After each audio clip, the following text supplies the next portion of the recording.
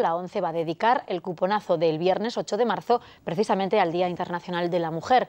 13,5 millones de cuponazos que apoyarán esta celebración y sus reivindicaciones. Desde la ONCE se pide también igualdad para las personas con discapacidad y recuerdan que el salario medio de una mujer con discapacidad es de 17.300 euros frente a los 20.100 de una mujer sin discapacidad. En ambos casos, salarios por debajo del de los hombres. Los hombres con discapacidad tienen sueldos medios de 20.600 euros frente a los de los hombres que no tienen discapacidad, 25.900.